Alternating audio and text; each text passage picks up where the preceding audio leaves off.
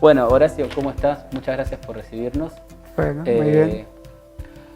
Estamos en este ciclo que se llama Escrituras Creativas. Vamos a reflexionar un poco o a conversar un poco sobre la escritura como forma de acción política. Primeramente, al momento de pensar la escritura como una forma de acción política, me parece que uno de los temas ineludibles para abordar es la cuestión de las revistas culturales, revistas políticas, revistas literarias. Vos participaste en El Ojo Mocho en su momento. Eh, Compartinos tu reflexión acerca de la importancia que tuvieron las revistas en la historia intelectual latinoamericana. Me parece que está bien decir que sin las revistas, sin el ejercicio de la actividad de sacar revistas, la vivacidad polémica de una vida cultural en cualquier momento en que se la piense, en cualquier fase de la historia de una nación, no podría ser pensada adecuadamente. Basta pensar en Argentina el papel que cumplió la revista Sur, precisamente porque, digamos, pareciendo contener una gran coherencia vinculada a la figura de Victorio Campo y de sus, sus opciones culturales, en realidad bastante homogéneas, si se tiene en cuenta que se propuso como una gran intermediaria entre la cultura europea y la cultura argentina. En realidad hizo un ciclo en los años 30 donde muchos consideran que acompañaba ciertos estilos de escritores progresistas, y los años posteriores del peronismo, del 45 en adelante, sin perder su espíritu cosmopolita, se convierte en una trinchera de escrituras que no perdieron su referencia al mundo literario más genérico, pero tenían continuas referencias implícitas, sobre todo, o oblicuas, a la realidad política del momento. De hecho, lo que hoy se llama traducción cultural o recepción de una cultura en otra, que es un estilo académico de estudiar este tipo de transferencias. La revista Sur fue la más notoria y al mismo tiempo no es fácil negar algún tipo de innovación en la revista Sur. Me parece que bueno, los estudios que se hicieron quieren sacar a la revista Sur de ser un mero instrumento de prolongación de la cultura europea, y el solo hecho que Borges haya escrito ahí muchos de sus grandes artículos que están en las obras completas indicaría por lo menos una cuestión, que es que Borges no está imitando a nadie, y pasó con él a partir de los años 50 un episodio que es único, que no pasó con Sarmiento ni con ningún otro que hubiera querido que pase, que es que fue adoptado como no solo como una materia crítica por la crítica francesa, sino también como alguien del cual se dijo que inspiró otros libros fundamentales del siglo XX, como fue el caso de Foucault. La traducción europea al Río de la Plata de la revista Sur es una traducción que tiene, como toda traducción, tiene su mínima cuota de libertad como para ser estudiada no como una simple réplica imitativa, sino como algo a través de lo cual circulan ciertas novedades. Si en esa revista que va de los 30 a los 60, son 30 o más años, es imposible no ver un tronco, algo que la columna vertebral, digamos, de la relación entre revista y vida intelectual. Y ahí está la polémica sobre el peronismo, una vez caído el peronismo, en el número que se titula Por la Reconstrucción Nacional, que es la misma consigna con la que Perón vino en el 73, de modo que ahí se puede hacer un chiste medio tonto, pero revela que no hay tantas, o sea que la vida histórica es mucho más rica que las consignas que se pueden llegar a imaginar, de modo que una misma puede cubrir dos zonas totalmente antagónicas. Perón vino por la reconstrucción nacional, pero Victorio Campo dijo que había que reconstruir la nación también en el número de Sur, donde debaten Martínez Estrada, Borges y creo que Sábato sobre el peronismo, ¿no? Y ese debate es un debate interesante. Ahí Borges publica su artículo sobre la ilusión cómica, el peronismo como una vasta serie de ilusiones. No es un mal punto de vista para ver el peronismo, como cualquier otro fenómeno político, dependiendo de qué énfasis uno pone en su desagrado o en su interés. La polémica era contra Martínez Estrada, que había sacado un libro contra el peronismo, pero estaba escrito de tal manera que parecía a favor del peronismo. Y si hoy se lo lee, es un libro contra el peronismo, pero su escritura y su intento de comprensión, su aparato intuicionista, digamos, lo hace uno de los libros sobre el peronismo más interesantes y casi un libro peronista. También antiperonista, pero es un libro que tiene como dos alas, ¿no? Y eso Borges lo percibió, de modo que esa fue una gran polémica. Y sin una gran polémica, una revista cultural no se mantiene. Ahora, quisiera mencionar otra muy diferente, poco estudiada y contemporánea del Sur, que es la revista El Oficial. Esa no veo que nadie la haya estudiado, porque esa es la revista de los oficiales del ejército y de los suboficiales. También estaba la revista del suboficial, y son casi contemporáneos. La revista El Oficial es un poco anterior, y la revista Sur es 10 años posterior, pero terminan de su ciclo más o menos contemporáneamente. Digamos que ahí tendríamos una respuesta a la pregunta sobre la relación entre los intelectuales públicos de la cultura clásica europea y los intelectuales del ejército, lectores de un gran intelectual europeo como era Clausewitz, y donde escribía Lugones además, de modo que no es tan simple juzgar esa revista. Es la revista donde está escrito el peronismo antes de que se llamara peronismo. Y ahí se publica Junger también, en los años 20, en la revista del Suboficial. Por eso es interesante, porque Borges leía esa revista. Perón escribe en esa revista, escribe libros también, escriben todos los grandes estrategas de la guerra. Para responder a la cuestión de las revistas, me parece que son como esqueletos necesarios, que necesariamente lo que tiene necesario es que no sean objetos con la pretensión del libro que se quiere permitir una perdurabilidad que por ahí existe menos que de la revista. Y sin embargo la revista conscientemente desde el principio postula su condición de efímera, de condición de ser atravesada por la inmediatez de una época. Un libro pretendería no serlo. El Facundo, ¿qué es una novela? ¿Es un ensayo? ¿Es un qué?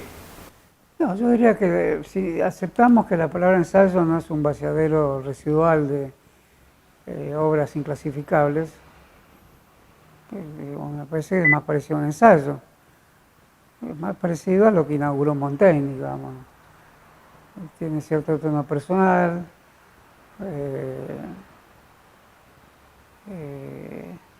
hay una literatura romántica de por medio, hay lo que después se llamó orientalismo, está muy presente como una variante del romanticismo, y los personajes malos del propio Quiroga aparecen confundiendo un poco al lector y a los otros personajes del libro, porque hay momentos en que alguien cree que lo va a matar y no, Quiroga lo perdona. Es decir, un personaje con un alma compleja, ambigua, contradictoria.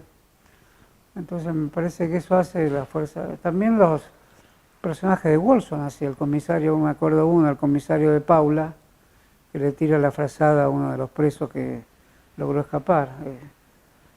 Y le dice, esto pibe no se puede, pero es la frazada del perro.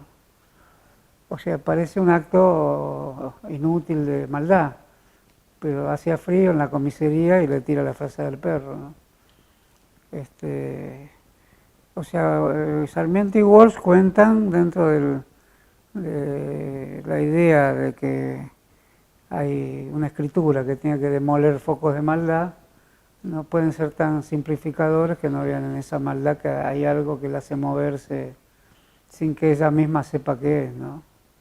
Y a mí me parece que la idea de ensayo no está mal, en la medida en que se puede decir que es la búsqueda esencial de la escritura hacia algo que no se sabe bien qué es. Y cuando se supiera bien qué es, si se supiera, se descubriría que es un entrelazamiento entre el bien y el mal, con el escritor con bastante incapacidad de decidir con qué se queda, ¿no? ¿Quién escribiría en todo caso el Facundo o el Operación Masacre en el siglo XXI? Pasaron 20 años nada más.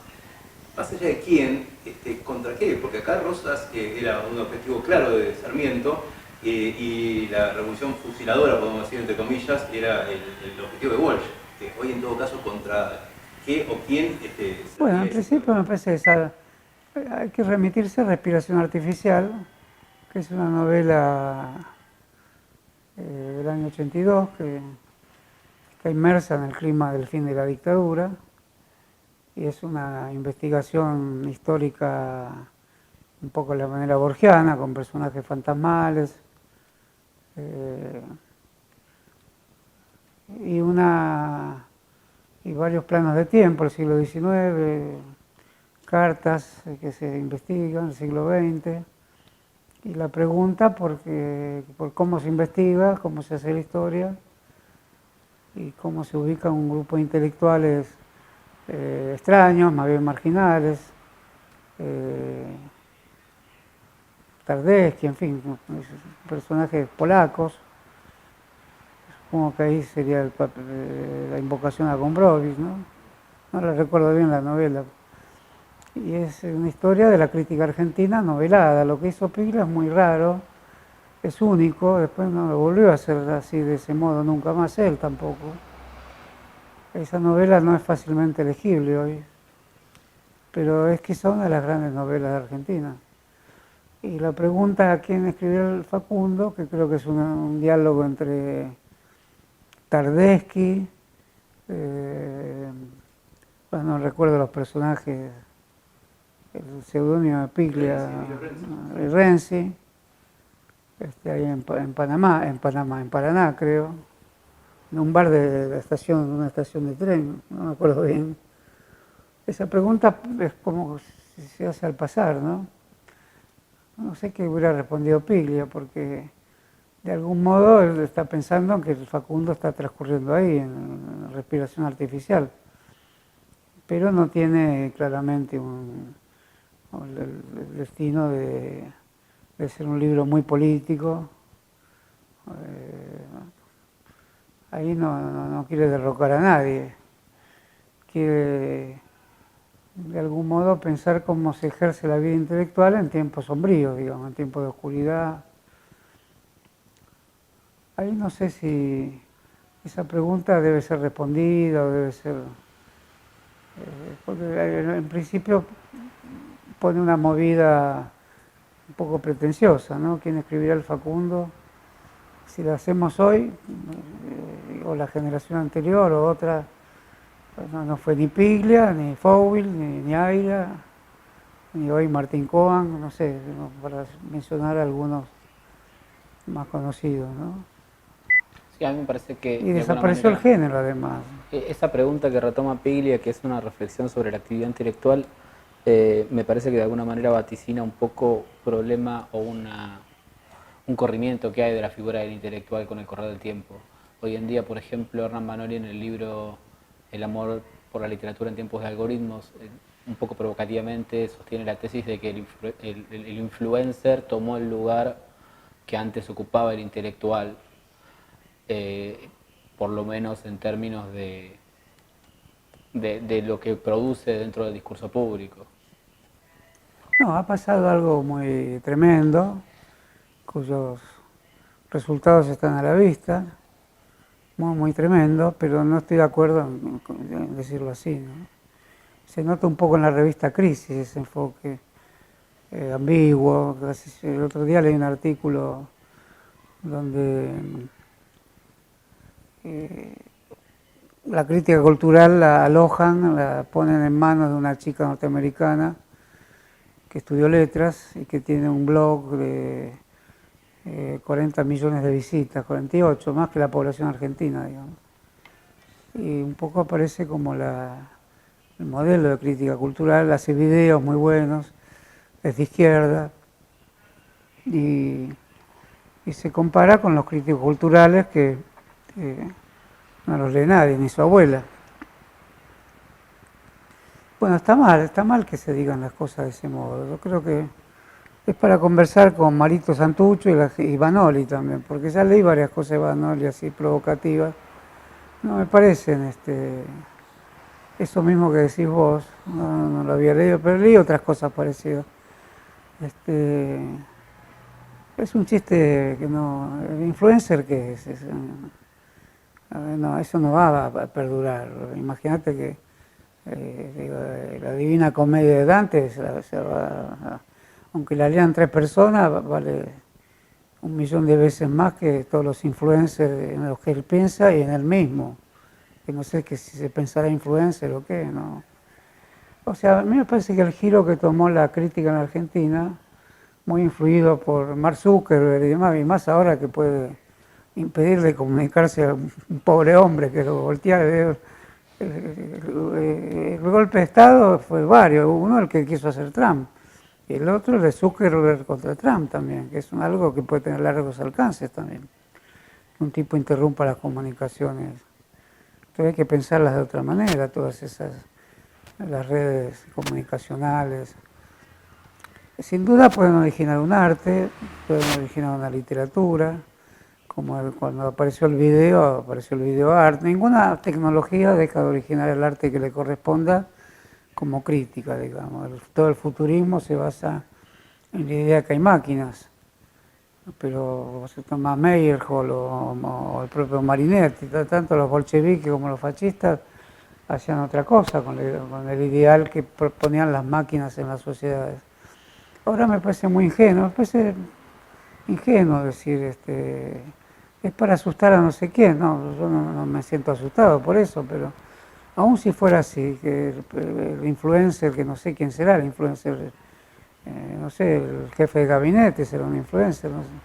No, la figura Abeluto, no sé quiénes son los influencers. Me parece que más que la intención de asustar es, de alguna manera, provocar que surjan ciertas discusiones. Es decir, Sí, por eso sí, pero sí, ¿por qué no lo dice de una manera más aceptable? Pues si no se convierte en un niño terrible, que es un personaje muy superado, ya el enfant terrible me parece que no sirve para pensar estas cosas.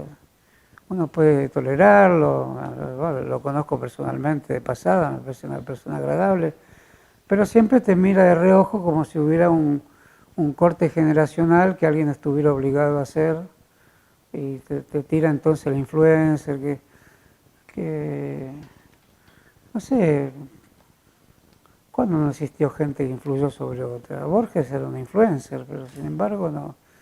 ¿Le vas a decir eso a Borges? O el influencer, ¿quién sería? El gerente de producción. Eso ya lo dijo Adorno en los años 40 en la crítica al iluminismo. El gerente de contenido de Hollywood vale más que el filósofo kantiano. no, me parece que Incluso es kantiano también el gerente de contenido porque clasifica con categorías a priori. El objetivo quizás es más subrayar esta idea de que hoy en día no es necesario sostener un cierto estatuto, si se quiere, de estudios universitarios, intelectuales, etc. No es necesario. La cuestión es que se desplomó un sistema donde, por ejemplo, hoy alguien va a visitar Europa, pero no es la visita de Virginia Woolf, de Victoria Ocampo a Virginia Woolf.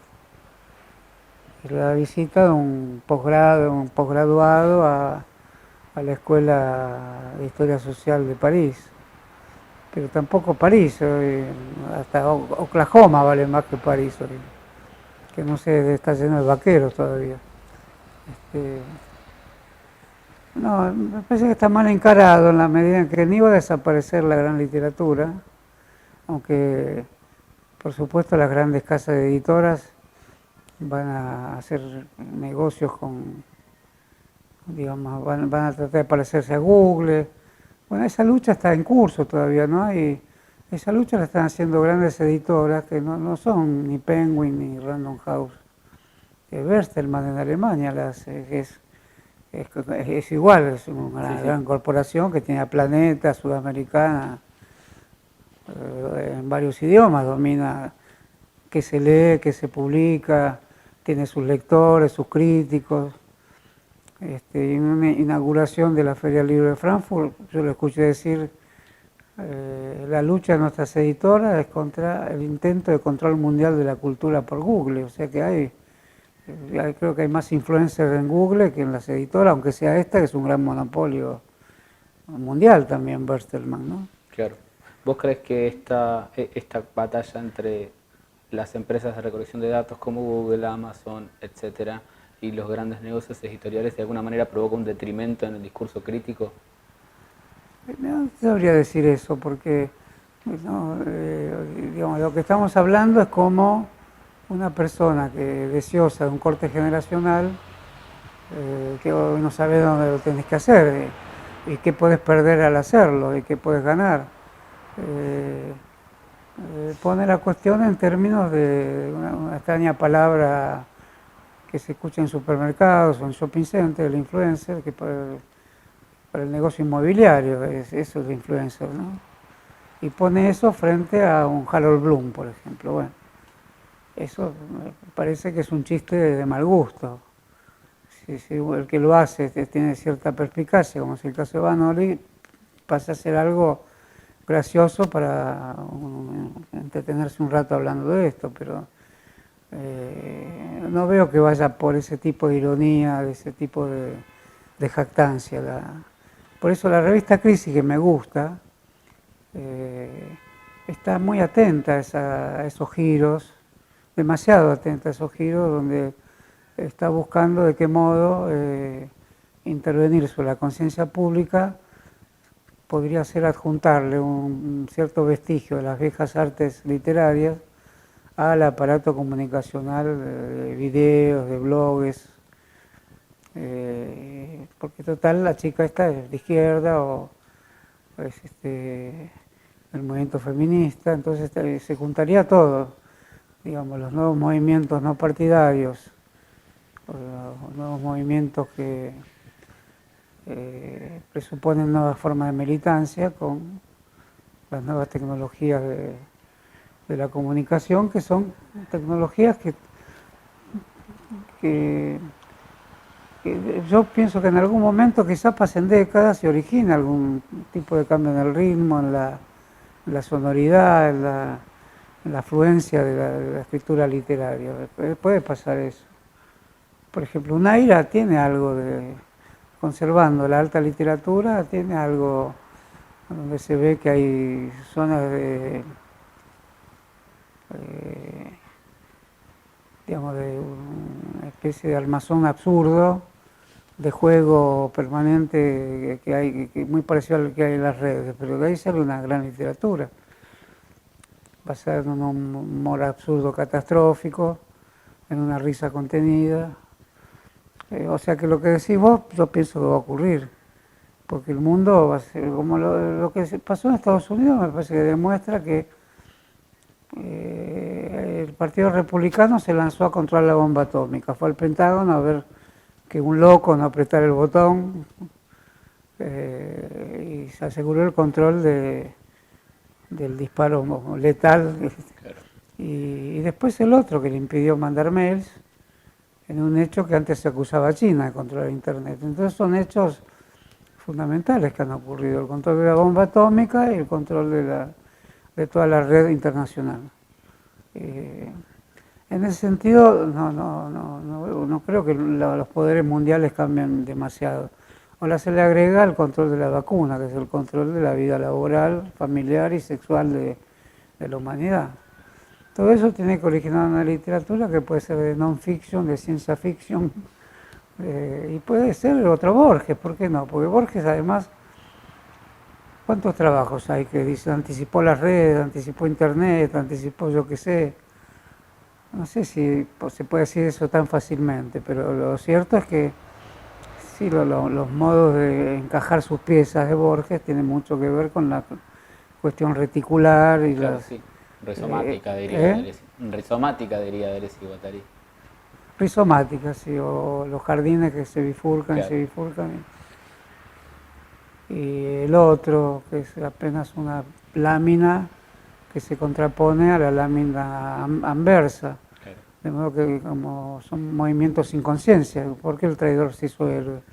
No está dicho en ningún momento, no hay un proceso de conciencia. Eso atrae mucho porque al perder la conciencia te queda la estructura, digamos, o el rizoma. Entonces, y Borges manejó ese estructuralismo refinadísimo, más que Lévi-Strauss, te diría, con una calidad que hoy mismo, por más que diga, no, anticipó la informática, me parece que no anticipó nada, es una cosa que en sí misma es, digamos, un momento de la literatura argentina fundamental que puede seguir siendo interrogado perfectamente, ¿no? A pesar de que es cierto que las críticas sobre Borges ya son bibliotecas enteras y se siguen escribiendo tesis.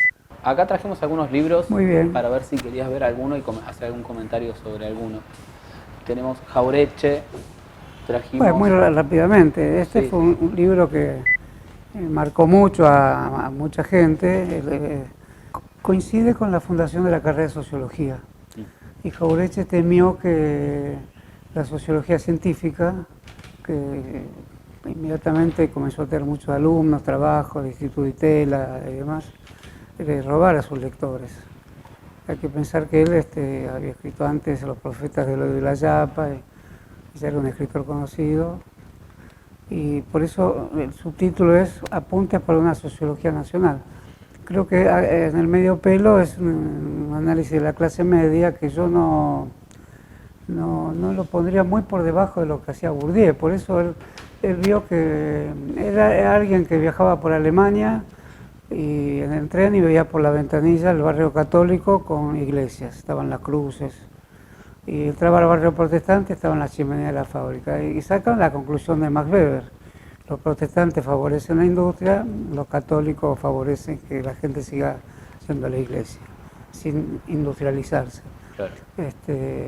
Después cuando analiza las citas que un autor hace de otro, de lo que él llama la oligarquía argentina y como el medio pelo, nombre tomado también de la gauchesca, admira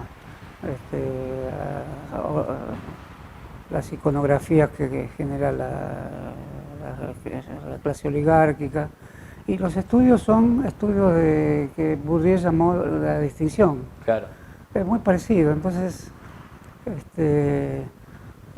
lo que los hace absolutamente diferentes es que uno dice que lo que hago es ciencia y lo que dice es que hago una especie de poética de lo nacional perdido para recuperarlo también con instrumentos poéticos de modo tal que impere una soberanía cultural. Entonces en ese sentido me parece interesante verlo como en el desarrollo de las ideas científico-sociales en Argentina aparecían estas resistencias que uno lo veía a Jauretche como muy poderoso, como alguien que estaba en la política y un sociólogo de la universidad no podía debatir con eso, y sin embargo él lo vio al revés, vio con temor que la ciencia le sacara a su público. Por eso creo yo, es una idea que, por eso le puso Apuntes por una sociología nacional, como decía, esta es como la hacen ustedes, pero yo voy más a fondo, yo veo cómo se construye una clase social, con sus gustos, que no es muy diferente de lo que hizo Bourdieu. Yo los compararía muy... El dogma socialista es, me parece, uno de los libros originales de la historia argentina, ¿no? Es el gran Echeverría, que tiene una escritura tomada un poco de Pierre Leroux, que es un discípulo de Comte, de Saint-Simon, pero con más volumen. Y Echeverría es un trágico argentino, es un romántico fracasado, muere antes de ver la caída de Rosas. Y las palabras simbólicas son efectivamente simbólicas, no somos la tribu de Israel recorriendo el desierto, todas cosas que podemos decir hoy que no quedarían tan mal, ¿no? Y la decimoquinta la escribe Alberdi, que esa es muy buena, que es abjuración de los dos partidos que hasta el momento han conquistado la conciencia pública. o sea, unitario y federal. Eso para escribir hoy también, la apuración de los dos partidos que hasta el momento. Era un intento imposible de terminar con la etapa de las guerras y sustituirla por la literatura. Esto que estamos hablando, que hablamos antes, lo hace imposible. Guerra y literatura tienen que ir juntas. Pero incluso de ahí viene la crítica a San Martín también, ¿no? San Martín ya se acabó, ahora viene la reorganización a través de la literatura. Yo personalmente pienso que reorganizar a través de la literatura es válido, pero es válido siempre que se piensen digamos, las grandes maquinarias de la historia que tienen un anclaje en una realidad que nunca sabemos definir muy bien, porque también hay que hacerlo con palabras. Entonces hay algo, un resto de la realidad que se nos escapa si no, y si no le ponemos palabras no sabemos bien lo que es. Pero acá lo que se intenta es decir, ya somos independientes desde el punto de vista político. Ahora hay que ser independiente desde el punto de vista del idioma. Y es un fuerte ataque a la literatura española, ¿no? Sigue teniendo interés porque el debate sobre el idioma, aunque en otros términos, está puesto ahí sobre la mesa, ¿no? Justo eso te iba a comentar, Sí. que se torna muy actual con el debate sobre el lenguaje inclusivo hoy en día. Bueno, está una carta interesantísima de Florencio Barcarce, el hijo del general, compañero de San Martín, que es el primer becario argentino, así lo llamo yo, porque consiguió una beca en París y al enterarse de lo que estaban escribiendo sus amigos de Buenos Aires, los declara locos, de reformar el idioma, en fin, lo ve como... murió a los 21 años de leucemia en París, pero era un poeta interesante y además vio que este proyecto de reformar el idioma castellano con un idioma nacional, que hasta Borges y Oscar Mazota siguió la beta de ese intento de reforma, María Elena Walsh y todo, no hubo algo que no hizo eco con esto. Claro. Bueno, Florencio Valcárcel lo vio totalmente absurdo. Creo que deben estar acá las cartas. Bueno, totalmente aprobado, el dogma socialista. Este fue mi libro preferido durante años, pues una epistolografía, digamos. Parezco un crítico literario, en plan, bueno, si dijimos sintagma o algoritmo, ya podemos decir Sí, epistolografía. sí, acá puedes decir lo que Epistolografía, más... perfectamente. Sí. Y de todo lo que escribió Perón escribió cartas, era un epistológrafo. Estas son las más importantes, porque tienen un único destinatario y es una discusión donde uno ocupa un poco el papel de Lenin y el otro ocupa un poco el papel de Napoleón, ¿no? Y la tensión se mantiene permanentemente hasta que uno decide romper. Y la ruptura es conocida, venga hasta Cuba, no, me quedo acá en Madrid. Pero la escritura de Cook tiene una densidad, una tensión muy grande. Él pudo haber sido un ensayista importante, ¿no? Era un intelectual de la izquierda argentina, de los más encumbrados. Su condición de peronista hace de esta situación, digamos, entrecruzada, un quiasmo, ¿no? Por eso él lo resolvió diciéndole a Guevara, en la Argentina los comunistas somos nosotros, los peronistas. Ese entrelazamiento es una figura de la retórica muy compleja que ningún peronista aceptó, ¿no? Por eso es un alma solitaria vagando en las tinieblas de la Argentina. Y a Perón lo hace mejor, lo saca de sus astucias minuciosas, como diría Borges, sus minuciosas astucias, y lo pone a pensar en grande de una manera que nadie más lo hizo, ¿no? Entonces esta correspondencia tiene una densidad dramática. Me extraña que nadie haya hecho algo teatral con esto, ¿no? Ahora me vas a decir que hay un grupo... No, por lo menos no conozco ninguno. No, este es un gran libro, muy estudiado por otra parte, y las cartas creo que las recopiló la esposa, ¿no? La compañera Alicia Guren, que era una poeta interesante, solo que la tapaba la sombra de Sor Juana Inés de la Cruz, pero una cristiana siempre, fue una cristiana en la ultraizquierda argentina, ¿no? Bueno, muchas gracias, Horacio.